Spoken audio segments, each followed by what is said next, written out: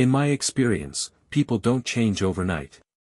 Sure, they might get a new haircut or pick up a hobby like binging true crime podcasts, but those are surface-level tweaks, just the icing on the cake, not the cake itself. That's why, as I sat on the couch watching Ashley put the finishing touches on her makeup for a Saturday night party, I couldn't shake the feeling that something was off. The kind of off that burrows under your skin without you realizing it. "Are you going to be ready soon?" she called from the bathroom, brushing what must have been her second coat of mascara. "Jack and Sarah throw these amazing parties, and I really don't want to be late."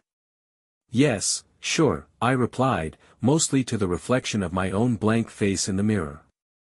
Ashley was excited. Really excited. More excited than I'd seen her in, well, maybe ever. It wasn't like I'd noticed a lack of enthusiasm before, but something about the way she was practically buzzing now, more alert, more anticipatory, felt different. We hadn't been to one of Jack and Sarah's parties before, but we'd heard things. Vague comments from friends. A few knowing smirks. Whispers suggesting their gatherings weren't your average suburban wine and cheese nights. And charcuterie gatherings. But Ashley had shrugged it all off, laughing and saying it was just a fun, grown-up get-together. "You seem really hyped up about this," I said, mostly to myself. "What's so special about it?" She paused, mascara brush hanging midair. For a split second, there was something, guilt, maybe? Or was I imagining it? Just as quickly as it had appeared, she smoothed it over, her smile bright but just a little too polished. It's good for us to get out, you know. Be social." She glanced at her reflection, tugged at the neckline of her dress, and added, "It'll be fun. And honestly, it's been a while since we've done anything, just the two of us." "Right," I murmured, more to keep the peace than because I believed her. 10 years of marriage and 3 kids later, I knew Ashley well enough to tell when she was putting on her best self for an audience, even if that audience was just her husband. We arrived at the Mitchells' place around 7, stepping into a home that felt less like a house and more like a private retreat. Vaulted ceilings, soft ambient lighting, and a bar stocked with wine and cocktails flowing like Niagara Falls. Everything was a little too curated, a little too perfect. Ashley, however, fit right in. She moved through the room with the grace of a seasoned diplomat, switching effortlessly from person to person. She laughed easily, smiled even more, and had a word for everyone she met, like she'd been born to work a crowd. Radiating an energy I hadn't seen in years. I stuck to the sidelines, half watching the crowd while nursing a glass of scotch, wondering what we were really doing here. At some point, I found myself standing near Jack Mitchell. He caught my eye, gave me a friendly nod, and leaned in with the kind of conspiratorial tone people use when they want to share something juicy, but don't want to sound like they're bragging. "First time at one of our little shindigs?" he asked, handing me a drink I didn't remember asking for. "Yeah. Seems like quite the setup," I replied, keeping my tone neutral. He chuckled, a low, knowing sound. "Oh, just you wait. The night's still young." He gave me a wink, the kind that made me feel like I was the only one in the room who didn't know the punchline to the joke everyone else was in on. Jack drifted back into the crowd, but his words lingered like stale smoke in my head. Something was different about this party. I kept my eyes on Ashley, watching as she stood at the bar with Lisa, laughing like they'd been best friends for years. At one point, she glanced at me, just once, before turning back to whatever had them in stitches. About an hour later, the atmosphere shifted. Someone dimmed the lights, and the crowd naturally began to gather in the living room. The hum of conversation dropped to murmurs. And then, just like that, Jack reappeared, this time stepping into the role of ringmaster. He clapped his hands, the sharp sound cutting through the room and commanding everyone's attention. "Ladies and gentlemen," he began, his voice smooth and assured, "thank you all for joining us tonight. Now, let's get started." "And gentlemen," Jack began, his voice smooth and self-assured. "You know the rules. You know the game. Laughter rippled through the crowd, and he paused, letting it settle before continuing. Let's make tonight memorable. I glanced around the room, searching for Ashley's reaction. But she wasn't looking at me. Her gaze was fixed on the centerpiece of the room, a gleaming, polished bowl sitting on a table. A bowl that a few people were already tossing their keys into. And then it hit me. I stared at Ashley, willing her to glance back at me, to explain, to laugh it off as some kind of joke or ridiculous misunderstanding. But she didn't. Her eyes stayed locked on that bowl, like a moth drawn to a flame. Like this was the entire reason we'd come here. My stomach dropped. Every odd moment, every off feeling leading up to this night came rushing back in a wave of realization. This wasn't just a party. And Ashley, my wife of 10 years, the mother of my children, knew exactly what kind of game was going on. I could see it all in her face. The practiced smile, the way she buzzed with a strange energy, a kind of excitement I hadn't been the cause of in a very long time. Ashley, I said, my voice lower and sharper than I'd intended. She finally looked at me, and for the first time that night, I caught a flicker of nervousness in her eyes. I stepped closer, my voice barely above a whisper. Did you know about this? Her gaze slid away, and she took a deep breath. Yes, she admitted, her voice soft, almost guilty. But I didn't tell you because I knew you wouldn't come. I felt a jolt of anger mixed with disbelief, betrayal, and something else, shame, maybe, that I hadn't seen this coming. So, you're telling me you knew about this little tradition? I hissed. Yes. Her eyes darted back to the bowl, as if that shiny, polished thing held all the answers. It's just one night, David. It's not that big a deal. It's supposed to be exciting. I couldn't believe what I was hearing. Not that big a deal. Exciting? Since when had our marriage come with a disclaimer that excitement meant trading spouses like stocks? The more she spoke, the clearer it became, she had come here for this. Planned it. Knew exactly what she wanted. And that realization burned. Burned like nothing else. No, I said, my voice barely steady. This is a big deal, Ashley. I'm not sharing my wife. Not for excitement, not for anything. She rolled her eyes. Rolled her eyes like I was some naive teenager who just didn't get it. David, don't make this a thing. It's just one night. Let loose. It could bring some excitement back into our lives. A bitterness rose in me, sharp and acidic. Is that what you think we need? A night with other people? She didn't answer. She just looked back at the bowl, as if her decision had already been made. As if I wasn't even part of the equation anymore. I took a step back, anger and humiliation clawing their way up my throat. Fine, I said, my voice dropping to an icy whisper. You go ahead. Stay here. Have your excitement. But if you do, don't expect me to be there when you get home. Her face flushed, but she didn't say a word. Her defiance was resolute, her silence deafening. And in that silence, I found all the answer I needed. Without another word, I turned and walked away, the quiet murmurs of the crowd and the clinking of glasses fading into the background as I stepped out the door. The cool night air hit me like a slap, but I didn't stop.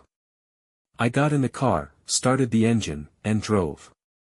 I don't remember the drive home.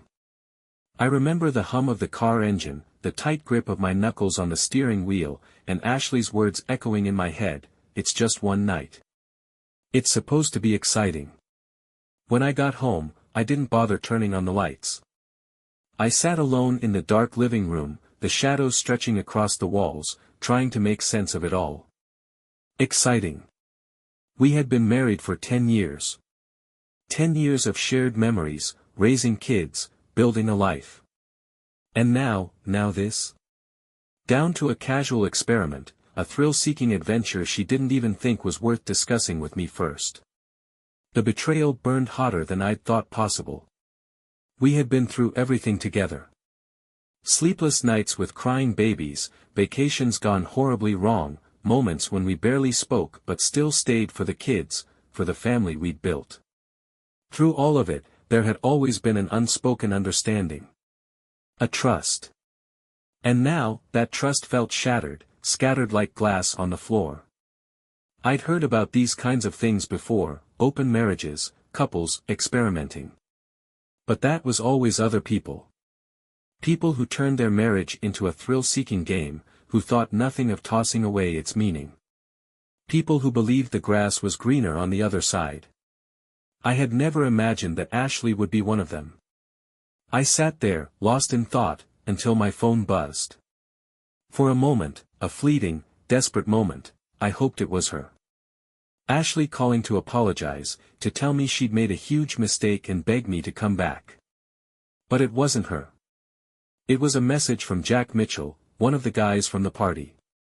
"Hey David, it's Jack. Ashley gave me your number.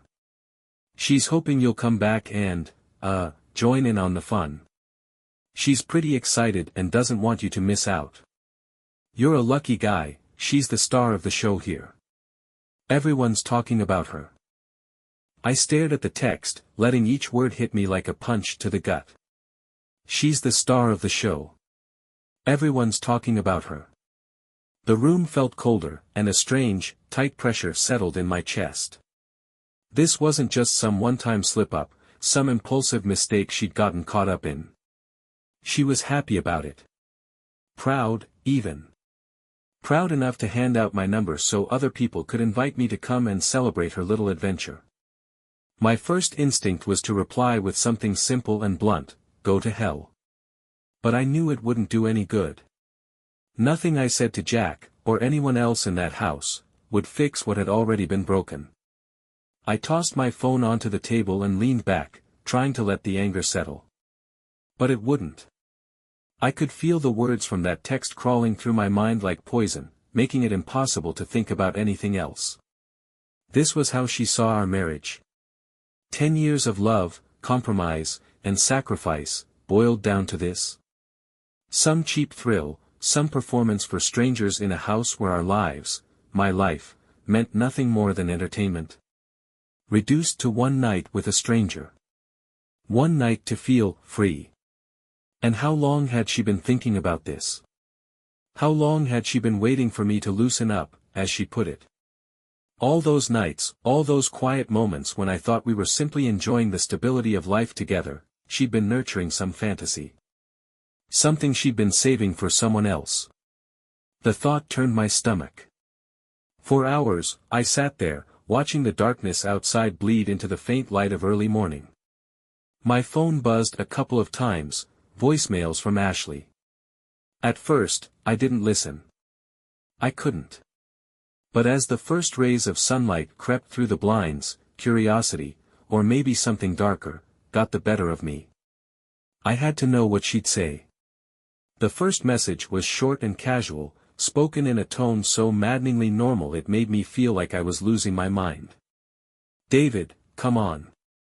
Don't be so uptight. It's just one night, for God's sake. You should really try this with me. It could bring something new into our marriage. And if it's not your thing, fine, but don't storm out like that. This is harmless fun." I nearly deleted it right then and there, but there was another message. "David, you can't keep ignoring me. I needed to feel, I don't know, different for a change. I promise, tomorrow we go back to normal. This doesn't change anything. You don't know what it's like to be overlooked. I want to feel special tonight. I need this." And there it was. She needed this. And I was supposed to understand. I was supposed to let her have it. I couldn't listen to another word. I dropped the phone like it was something rancid, something that might stain my hands if I held it too long. My mind flashed to our 3 kids, still at my mother's house. They didn't know. They didn't know any of this. And now, I had to figure out what came next, not just for me, but for them. Weekend at her house. All I could see were their faces, our kids, our family, everything Ashley was so willing to throw away for one night with a stranger. For some twisted idea of excitement. Was this what she wanted them to learn, too? That when life feels routine, or when you're bored with what you have, you just go hunting for something new. The thought made my chest tighten with anger and sadness. It was enough. I knew what I had to do. With a new, cold clarity, I grabbed my laptop and opened my email. I scrolled until I found the contact information for a divorce lawyer I'd met years ago through work, Danielle Carter. Danielle had a reputation for being no-nonsense, someone who handled messy situations with a calm, level-headed approach. I didn't have all the details I'd need to file anything just yet, but I needed to set things in motion. I needed to prepare for whatever came next. I began typing a brief message. Subject: Consultation request. Hello Danielle. I need to discuss a potential divorce. I'm dealing with a situation involving my wife's recent betrayal, and I need advice on protecting myself and securing custody of my kids. Please let me know if we can set up a call this week. I'm ready to proceed with the next steps. Regards, David Andrews. Once I hit send, I felt a strange kind of relief, as though I had taken back some of the control she had so casually stripped from me. But just as the tension started to ease, my phone buzzed again. This time, the message was worse. I put it on speaker, Ashley's voice sounding far away and distorted, with laughter in the background. Male voices. She was slurring slightly, her tone unnervingly cheerful. Hey, David. You're really missing out, you know. I'm here with someone, his name's Kyle. He's nice, and, well, since you took your key out of the bowl, they gave me another one. Isn't that considerate of them?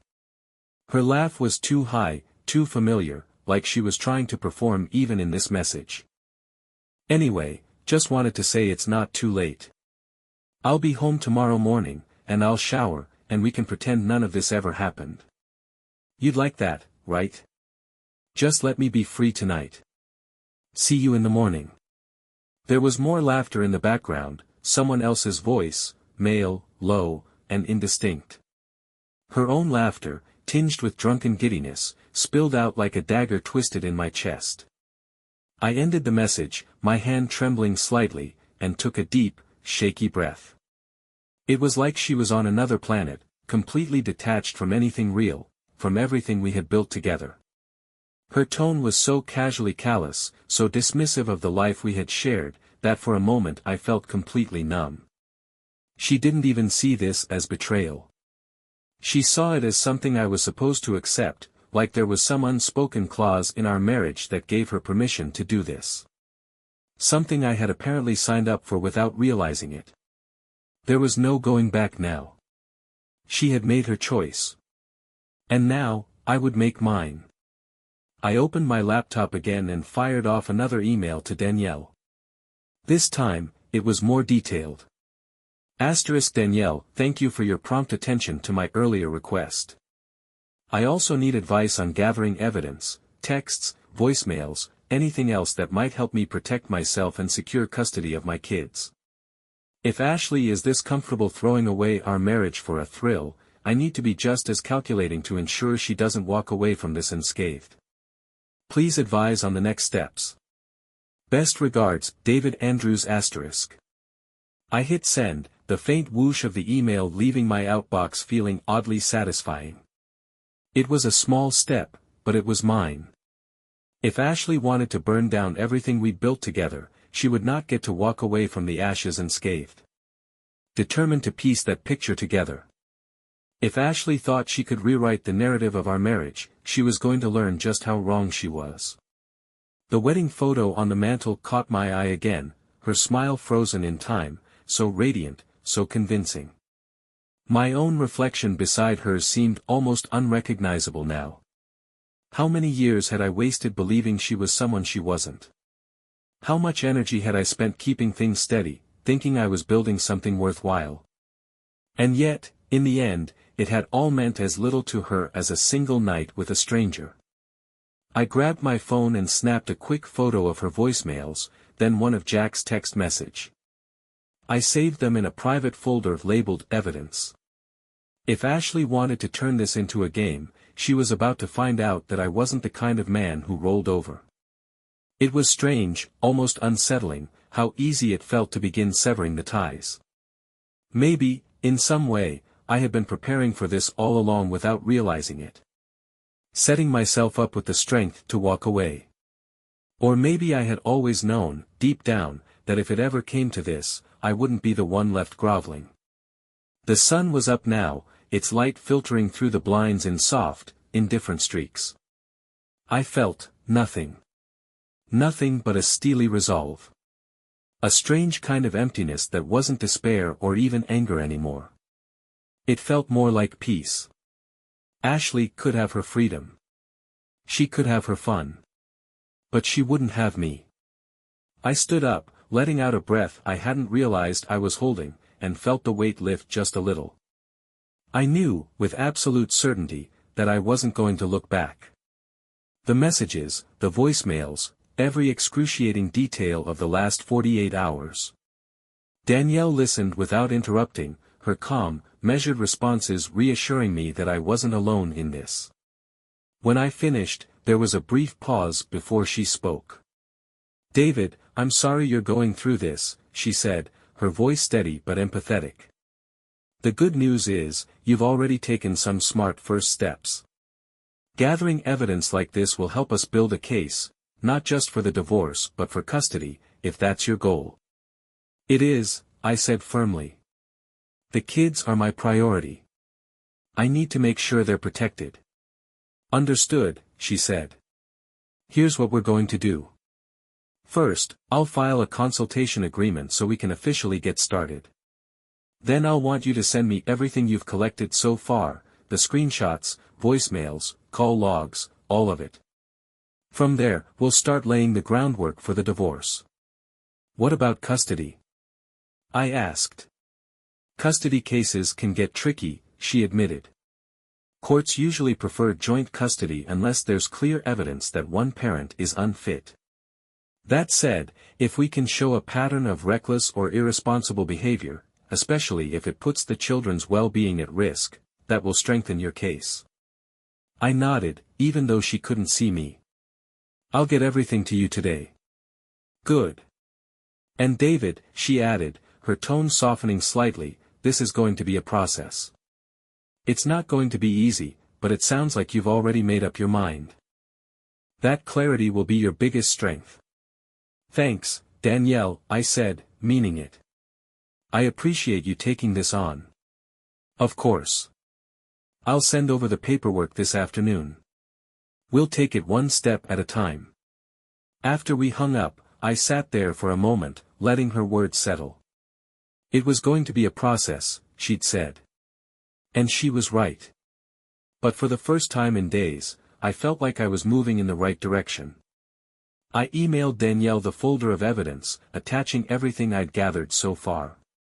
The call logs, the screenshots of texts, the receipts from hotels and restaurants, even the ATM withdrawals. I wanted her to have the full picture, every breadcrumb Ashley had left behind. As I hit send, I felt a small measure of relief. This was no longer just my burden to carry. I had someone in my corner now, someone who knew how to navigate this storm. And as much as it hurt to face the reality of what Ashley had done, I knew one thing for sure. I wasn't going to let her destroy what was left of my family without a fight. Expression, her bright smile returning like a mask she'd practiced wearing. "It was fine," she said, her voice a little too casual. "I mean, I wish you'd stayed, but yeah, it was good to get out. Nice to have a little fun, you know." I nodded again, my gaze steady, my tone still calm. "Fun. Right." She turned back to unpacking the groceries, but I could see the tension in her shoulders. She knew something was coming, but she wasn't ready for it. "You seem to have plenty of fun," I continued, leaning forward slightly. "In fact, you had so much fun that you felt the need to leave me voicemails about it. And texts from Jack, he was kind enough to let me know you were the star of the show. Her hands froze mid-movement, a carton of eggs halfway to the fridge. Slowly, she set it down and turned to face me, her smile gone now. David. I can explain. I stood, crossing the room to close the distance between us. Explain what, Ashley? That you lied to me? That you've been sneaking around behind my back? That you handed out my number at a party so people could call and invite me to celebrate your little adventure? Go ahead. Explain it. Her mouth opened, then closed, as if she were searching for the right words. It wasn't like that, she finally said, her voice barely above a whisper. Wasn't it? I shot back. Because from where I'm standing, it looks exactly like that. It looks like you've been throwing away everything we've built, our marriage, our family, for what? Some twisted idea of freedom? It's not twisted, she said defensively, her voice rising. It's normal for people to want something new, to feel alive again. And it's not like it changes anything between us. You're overreacting. I stared at her, incredulous. Overreacting? You call this normal? You call handing out your key, letting strangers into your life, our life, normal? God, Ashley, do you even hear yourself? Her defiance wavered, and I saw something flicker in her eyes, guilt, fear, maybe a bit of shame. But it wasn't enough. David, she said, softer now, it wasn't supposed to hurt you. I needed to feel different. To feel special. You don't know what it's like to feel invisible. I stepped back, the weight of her words hitting me like a punch to the gut. Invisible? I said, my voice low. You felt invisible in this marriage. You felt invisible while I was working late, while I was taking care of the kids, while I was doing everything I could to make sure we were okay. No, Ashley. You weren't invisible. You were just looking for an excuse to justify what you wanted to do all along. She looked away, unable to meet my gaze. I know about the hotel charges. The restaurants. The jewelry stores. The late-night calls to Kyle. I know about all of it, I said, each word cutting through the air like a blade. Her head snapped up, her face paling. You went through my stuff. No, Ashley. I went through our stuff.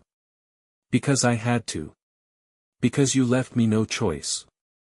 And you know what I found? A woman I don't even recognize anymore. For a moment, the room was silent, the weight of my words hanging heavy between us.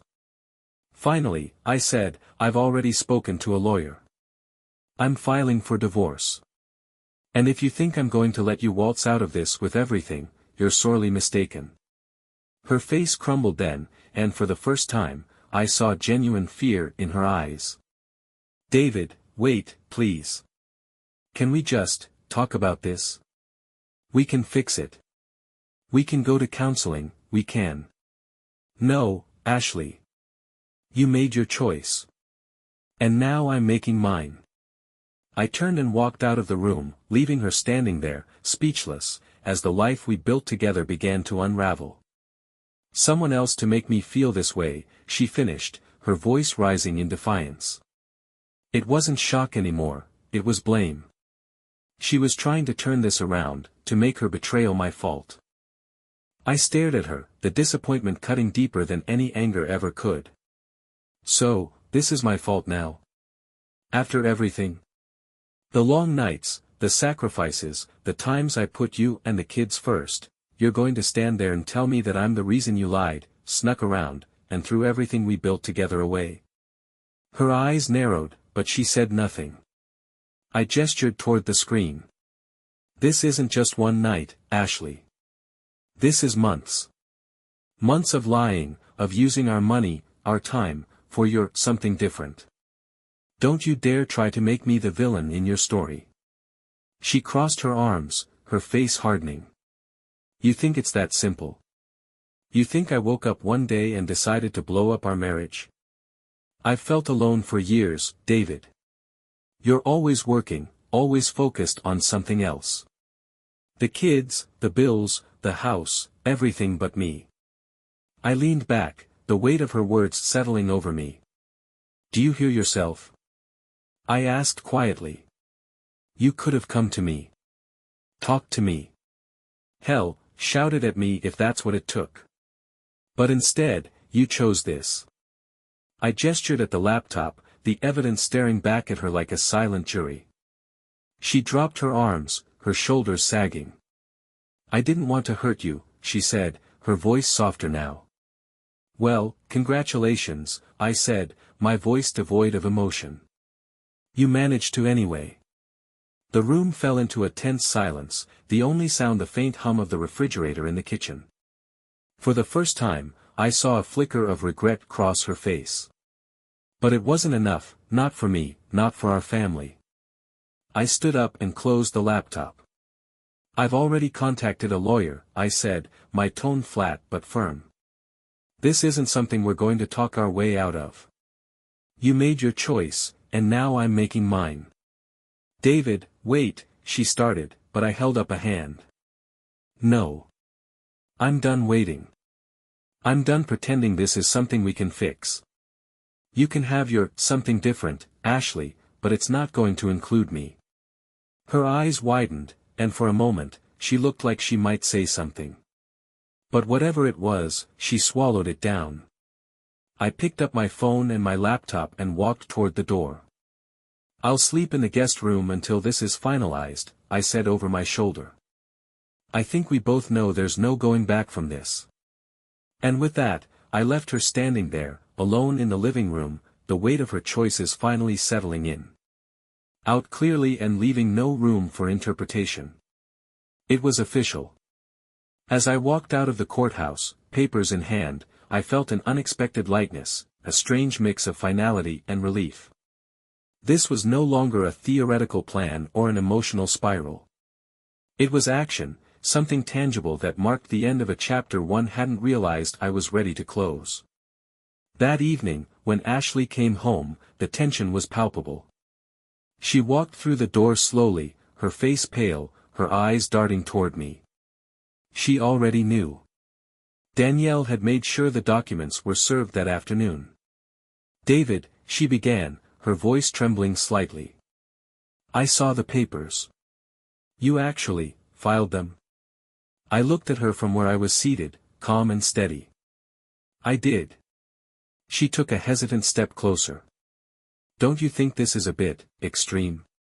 We've been married for 10 years. We have kids. We have. I cut her off with a raised hand, my voice quiet but firm. We had trust, Laura. We had a partnership. And you decided that wasn't enough for you. You made your choice, and now I'm making mine. Her face crumpled, but I didn't let it move me. She opened her mouth to speak, but I stood up, meeting her gaze head-on. I'm done arguing about this. The papers outline everything clearly. Shared custody, but the kids stay with me primarily. No spousal support. A fair split of the assets. You can look them over with a lawyer if you want, but I'm not changing anything. She blinked rapidly, her defenses crumbling in the face of my resolve. David, please. Can't we at least try counseling? I didn't mean for things to get this far. I thought we could. I don't know, fix this. I shook my head, my expression steady. You thought you could have your fun, then come home and pretend nothing happened. You thought I'd just understand. But this isn't something we can fix, Ashley. You didn't just break my trust, you threw it away. And I won't spend another moment of my life pretending that's something I can get over. For the first time, I saw real tears in her eyes, but they didn't soften me. I'd cried my share already. I'd felt the heartbreak, the anger, the betrayal. I'd gone through the storm, and now I was standing on the other side of it, ready to move forward. David, she whispered, her voice cracking. I didn't want it to end like this. Neither did I said simply. But here we are. She stayed silent as I walked past her, heading upstairs to the guest room.